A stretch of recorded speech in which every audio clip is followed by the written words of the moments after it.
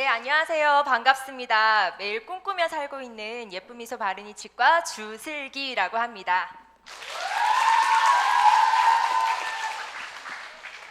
얼마 전에 있었던 일인데요. 제가 퇴근 준비를 하고 있는데 제 후배 한 명이 저 과장님 드릴 말씀이 있는데요 라면서 저를 찾아오는 거예요. 순간 또 올 게 왔구나라는 생각에 가슴이 철렁했습니다. 보통요 저한테 이렇게 찾아오는 후배들 중에 거의 대부분은 저 이번 달까지만 근무할게요 이런 얘기를 했었거든요. 그런데 제 예상과 달리 이 후배가 고민을 털어놨어요. 예전과 다르게 요즘 너무 의욕도 없고 힘들고 우울하기만 하다면서 자신에게 슬럼프가 온 것 같다라는 얘기를 하더라고요. 저도 옛날에는 이 의욕이나 열정이 끌어 넘치다가도 어느 순간 슬럼프가 와서 정말 나한테 뭔가 문제가 있는 게 아닐까라는 생각을 했었거든요. 제가 입사를 했을 당시만 하더라도 저는 이런 사람에 불과했습니다. 이 손재주가요 없어도 너무 없어서 저희 대학 다닐 때 저희 선배들이 슬기야 너는 치기공사 말고 딴 걸 한번 알아봐. 너는 멀쩡한 치아도 문제를 낼 애야 이러면서 막 마이너스의 손이라고 놀렸었고요. 네, 물론 저도요 입학과 동시에 이 길은 내 길이 아니구나라는 걸 알고 있었습니다.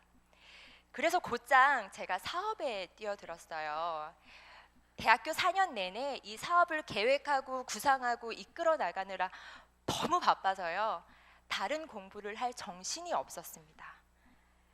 다들 한 번씩 해보셨죠? 연애 사업이요. 이거 하는데 제가 너무 바쁘더라고요. 그런데 지금 제 이름 앞에는 이런 수식어가 붙습니다. 처음 지인으로부터 이 강연에 한번 참가해보지 않겠냐라는 얘기를 들었을 때 어떤 얘기를 하면 좋을까 좀 망설였어요. 그러다가 우리 모두가 병원이라는 공간에서 서로 비슷한 일들을 겪으면서 어쩌면 우리의 감정이나 고민 그리고 생각들까지도 많이 닮아있지 않을까라는 생각이 들더라고요. 오늘 저는 흔들리며 피는 꽃이라는 주제로 지난 5년간 저를 숱하게 많이 흔들리게 했던 저의 고민들과 그 속에서도 꽃을 피우기 위해서 노력했던 제 과정들에 대해서 여러분께 들려드리려고 합니다. 치기공사로 입사를 해서 1년간은요 너무 힘든 거예요. 적성이랑 맞지 않는 일을 한다는 게 굉장히 저를 힘들게 했습니다. 하루에도 몇 번씩요 이 병원을 나갈까 말까 이런 생각을 했었거든요. 근데 저는 그때 저만 이런 고민을 하고 있는 줄 알았는데 이거 얼마 전에 알게 된 사실인데요.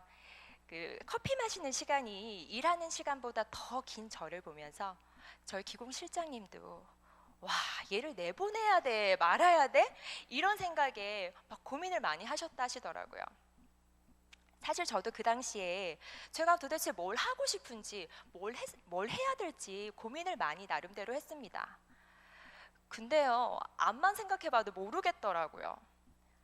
저처럼 꿈이나 목표가 없는 사람은 마음속에 이런 도로를 하나 품고 있다고 합니다. 이 도로의 이름을 제가 알려드리면 아마 여러분 이 이야기를 이해하기 쉬우실 거예요.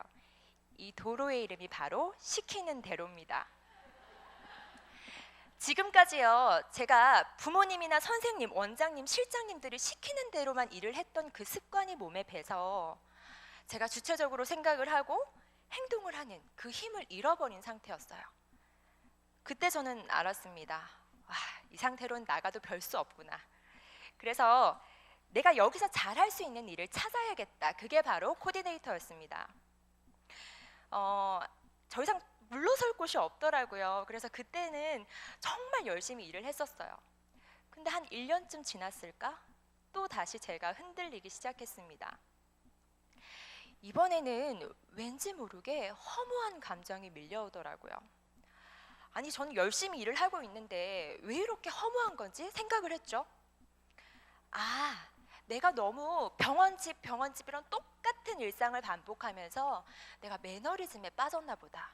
뭔가 내 일상에 변화를 줘야겠어. 그래서 그때부터는 퇴근과 동시에 영어학원, 댄스학원, 수영장, 필라테스 각종 학원들을 찾아다니기 시작했어요.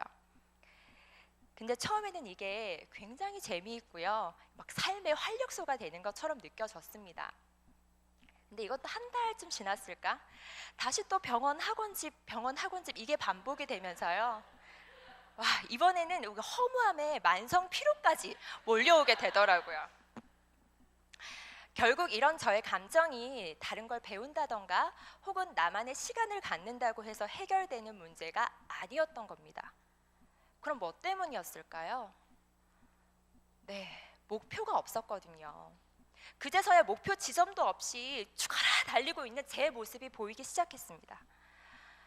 저는 채용 면접을 볼 때요, 직원들한테 뭐 꿈이나 목표가 있는지 반드시 물어봐요. 그럼 신기하게도 5명 중에 4명은 상담 실장이라고 얘기를 하더라고요. 근데 그 중에 과연 몇이나 그 꿈을 이룰까요? 1명? 아니면 2명?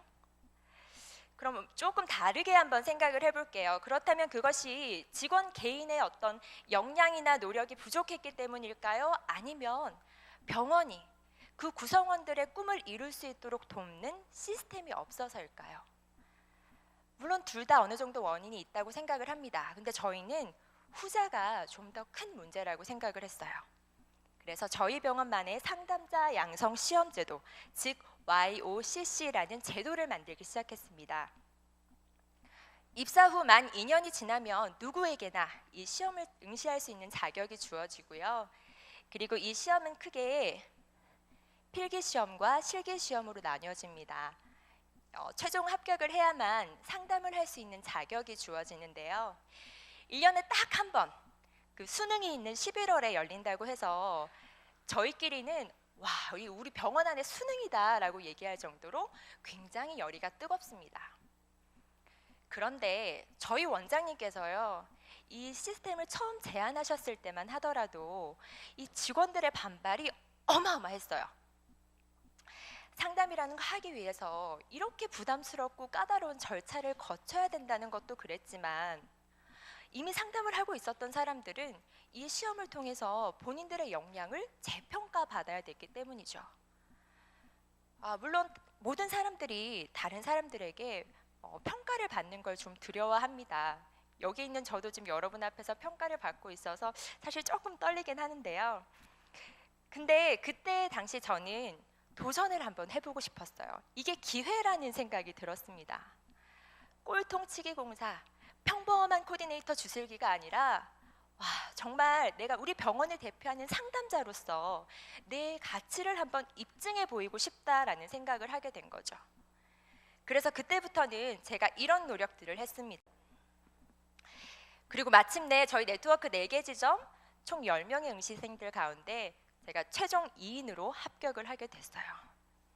여러분, 박수 한번 주세요. 그런데 제가 이 시험을 처음 응시를 했을 때만 하더라도요, 이 시험이 단순히 이 직원이 지금 상담할 자격이 있는가 혹은 없는가를 판단하는 평가의 잣대에 불과했습니다. 근데 저는 이 시험을 준비하면서 제가 굉장히 많이 성장을 했거든요. 왜 우리 맛있는 거 음식 먹고 나면 다음에 남자친구랑 또 와야지 하시잖아요. 그런 것처럼 제가 이것을 통해서 목표를 한번 이루고 나니까 좀 더 많은 동료들이 이걸 기회로 좀 삼았으면 좋겠다라는 생각이 들었습니다. 평가의 잣대가 아니라 성장의 디딤돌로 내가 한번 만들어보자, 한번 이끌어보자라는 생각에 이 시험을 총괄하는 YOC 조직위원장이 됐죠. 근데 여러분, 가장 힘든 게 뭐냐면요, 직원들을 설득하는 거였습니다. 부담스럽다는 이유만으로 이 시험에 지원조차 하지 않는 거예요. 그래서 그때부터는 눈앞에 기회가 있는데 왜 잡지 않는 거지? 라고 생각을 하면서 각 설득을 하러 다니기 시작했습니다. 자동차에요, 기름만 있다고 해서 차가 움직이나요? 아니죠. 시동을 켜고 엑셀을 밟아야만 비로소 차가 움직입니다. 저는 목표도 똑같다고 생각을 했어요. 가지고만 있어서는 절대 이룰 수 없다고 생각을 했습니다. 좀 부담스럽고 좀 힘들긴 해도 그것을 뛰어넘는 노력을 해야만 비로소 목표를 이룰 수 있는 자격이 주어진다고 생각을 했어요. 근데 또 이런 직원들도 있더라고요. 저 과장님, 저는 아직 준비가 안 됐어요. 그래서 또 제가 뭘 도와줄 수 있을까 고민을 하기 시작했습니다. 그때부터는 제가 상담 매뉴얼을 만들기 시작했는데요. 정말 상담자가 가져야 되는 기본 마음가짐이나 태도부터 시작해서 실전 응대 전략까지 매뉴얼을 만들고 그것을 상담 시스템으로 구축을 해서 교육을 하기 시작했어요. 근데 교육을 하다 보니까 우리 수능 전에 모의고사 치는데 그 전에 한번 모의 평가 한번 해볼까? 제가 응시를 하는 게 아니라서 그런지 이런 생각이 들더라고요. 그런데 이 생각을 제가 정말 실천으로 옮기기까지는 고민스러운 부분이 하나 있었어요. 또 동료들이 좀 부담스럽다고 하면 어떡하지? 그렇지만 일단 한번 시행을 해봤습니다. 그랬더니요, 직원들의 반응이 의외였어요.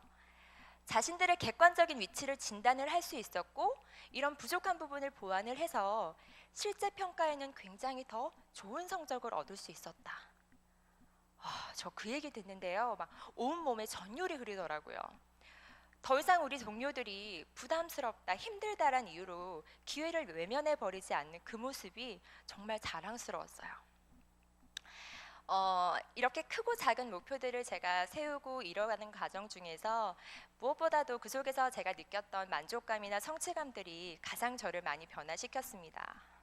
정말 이대로만 승승장구한다면 제가 이 치과계를 넘어서 우리 의료계에 큰 획을 긋는 어떤 역사적인 인물이 되지 않을까라고 생각을 했어요. 착각 속에 빠져 있었죠.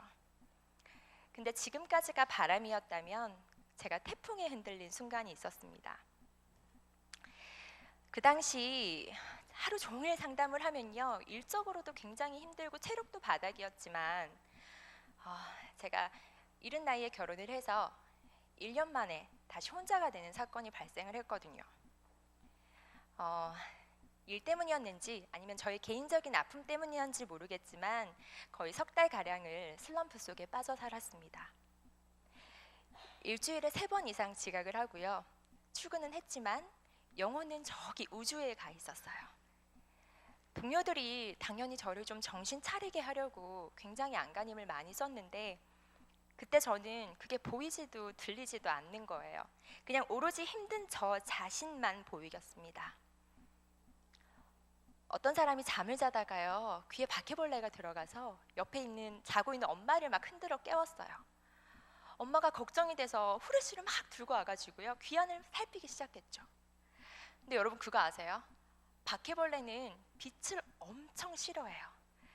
그 불빛을 피해서 점점 더 귀 안으로 걸어 들어간 겁니다. 근데 제가 그 얘기를 듣는 순간요, 내가 이 지구상에서 제일 싫어하는 이 바퀴벌레랑 나랑 다른 게 뭐지? 동료들은 제가 걱정스러운 마음에 제 마음에다 대고 슬기야 일로 와, 일로 오면 돼 라고 후레쉬 불빛을 비춰주는데 저는 저리 가, 저리 치워 이러면서 뒷걸음질만 치고 있더라고요. 더 이상 물러설 곳도 없고 제가 바닥이구나 라고 생각한 그 순간에 저기서 날 믿고 기다려주는 동료들을 향해서 한번 걸어가 보자 라는 용기가 조금씩 생기기 시작했어요.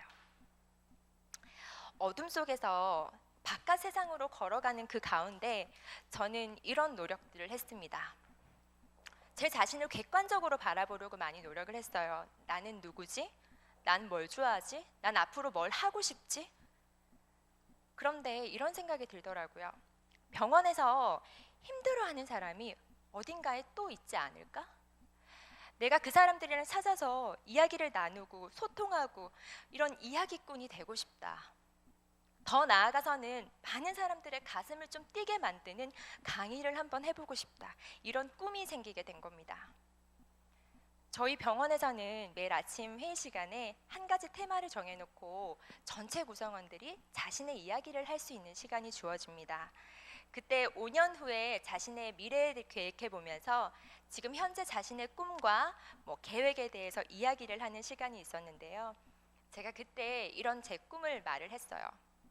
근데 진짜 신기하게도 제가 그냥 가지고 있는 것을 꺼내놨을 뿐인데 얼마 안 가서 저에게 강의를 할 수 있는 기회가 주어진 거예요.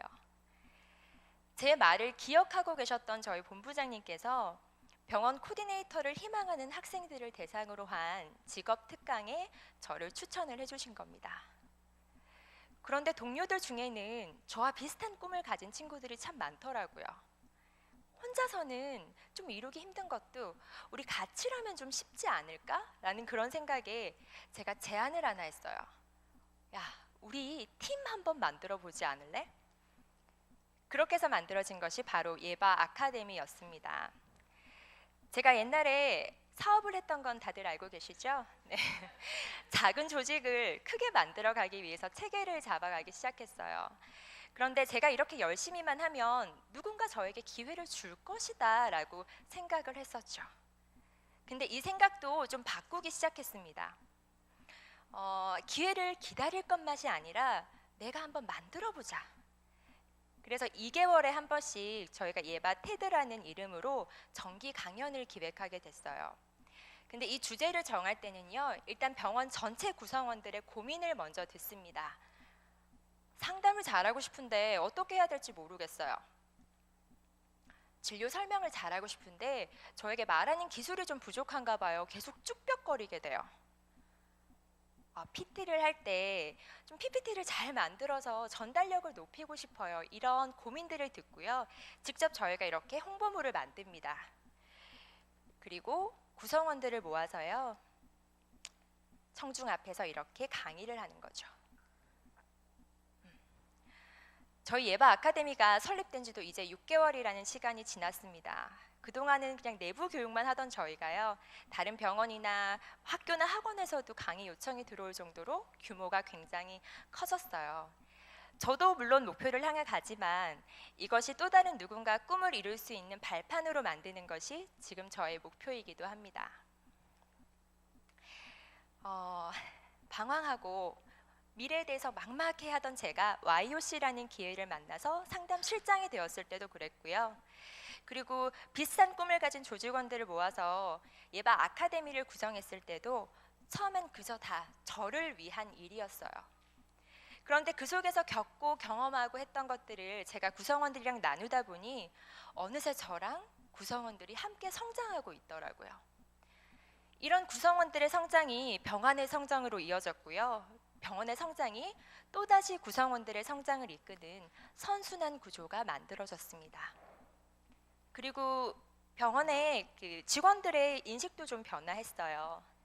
개인이 성장할 수 있는 다양한 길을 제시를 함으로써 좀 막연하게 미래에 대해 불안해하던 동료들의 숫자가 좀 줄어들었습니다. 이건 제가 실제로 저희 직원들을 대상으로요, 만족도 조사를 했습니다. 개인의 성장이 병원의 성장에 얼마나 영향을 미친다고 생각하십니까? 라는 질문에 직원 30명 중에 매우 그렇다라고 대답한 직원이 대략 한 67% 정도가 됐고요. 그리고 저희 예바 아카데미가 주최하는 정기 강연이 여러분의 성장에 얼마나 도움이 됐습니까? 라는 질문에는 약 71% 정도가 매우 그렇다라고 대답을 했습니다. 지금 저는 이 71%를요 90%대로 좀 올리는 게 또 다른 저의 목표이기도 하고요. 지금까지 흔들리며 피는 꽃이라는 주제로 이야기를 좀 나눠봤는데요. 흔들리면서도 끊임없이 고민했던 그 고민의 깊이만큼 제가 더 높이 성장할 수 있었다고 생각을 합니다. 꿈도 목표도 없던 꼴통치기공사 주슬기가 코디네이터가 될 수 있었던 건요, 저희 원장님이 절 자르지 않으시고 일할 수 있는 기회를 주셨기 때문이었어요. 그런데 한 발짝 더 나아가서 제가 상담 실장이 될 수 있었던 것은 제가 손을 뻗어서 그 기회를 잡았기 때문입니다. 그리고 이제는 그 기회를 제가 만들어 가고 있습니다.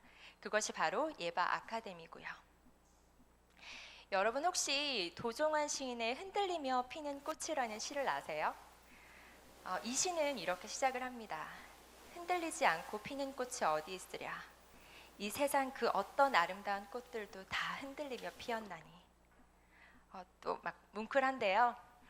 저는 제가 힘들 때 저만 힘들어하는 줄 알았어요. 그런데 주위를 둘러보니 온통 다 꽃밭이었습니다. 이제 막 봉오리를 틔운 아주 작고 여린 꽃부터 활짝 핀 꽃들까지 모두가 각자의 자리에서 뿌리를 좀 더 단단히 내리고 더 예쁘게 피어오르기 위해서 노력하는 중이었던 거예요. 지금 제 얘기가 오늘 어떤 이유에서든 홀로 힘들어하고 계신 여러분들께 작은 위로가 되었으면 하는 마음으로 이만 마무리하도록 하겠습니다. 감사합니다.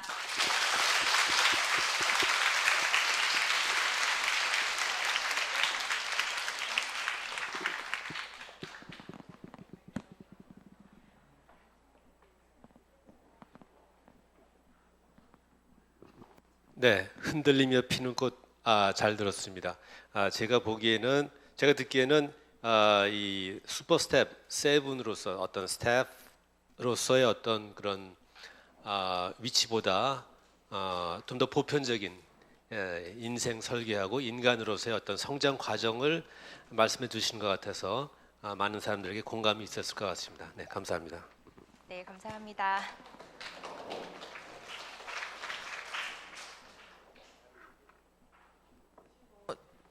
이 병원 스태프에 국한되지 않는, 우리가 뭐 누구에게 이제 속해서 어느 조직에 속해서 일을 하는 사람이나 또 아마 원장들조차도 겪는 그런 똑같은 고민들일 거예요. 언제 어느 때는 굉장히 정말 흔들리고 또 힘이 없어지고, 그럴 때 자기 자신을 극복하고 좀 더 발전적인 방향으로 가는 굉장히 솔직하고 좋은 그 모범을 보여주셔서 감사하고요.